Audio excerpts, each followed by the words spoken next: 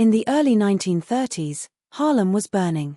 Not with fire, but with power struggles, betrayal, and blood. One man ruled Harlem from the shadows.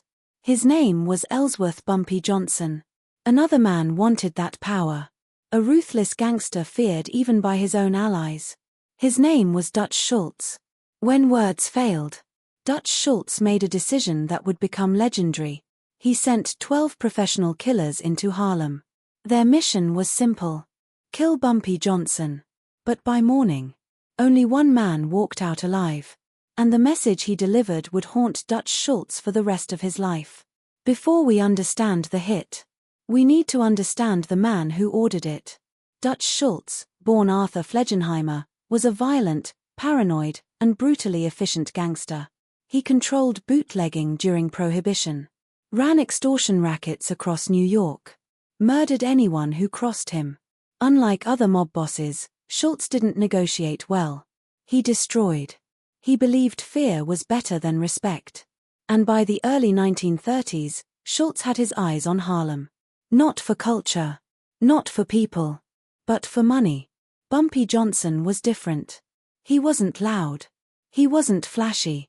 He was calculated. Raised in Harlem, mentored by Madame Stephanie St. Clair, Bumpy became the protector of Harlem's underground economy, especially the numbers racket, which generated millions. But to Harlem residents, Bumpy wasn't just a gangster.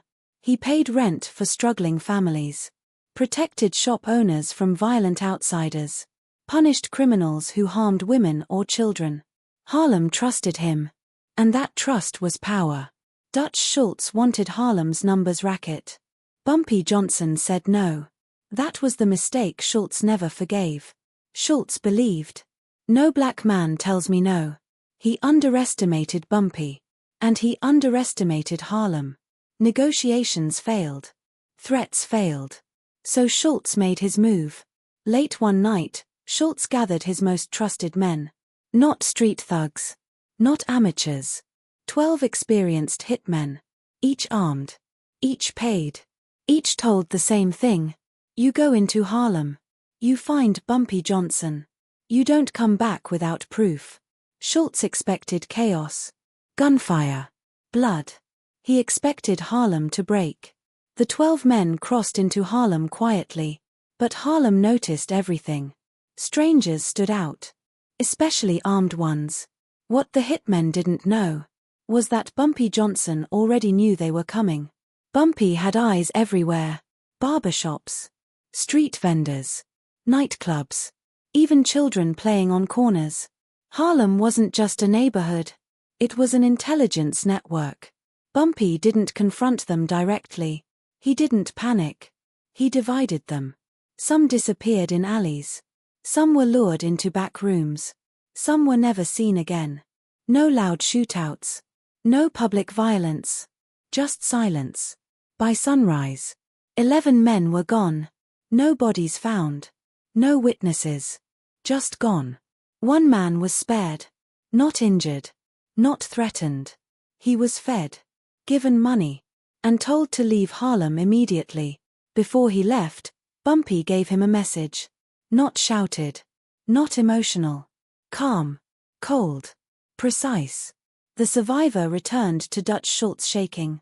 He said, Bumpy Johnson says Harlem is not for sale. He says if you send more men, Harlem will bury them. And next time, he won't send anyone back. Schultz reportedly went silent. For the first time, Dutch Schultz was afraid. Dutch Schultz never successfully moved on Bumpy Johnson again. Not because he forgave him, but because he understood him.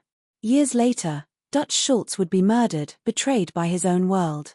Bumpy Johnson would continue ruling Harlem for decades. Not as a saint. Not as a villain. But as something far more dangerous. A man who understood power, patience, and fear. Was Bumpy Johnson a hero? Or just a smarter criminal? That decision is yours.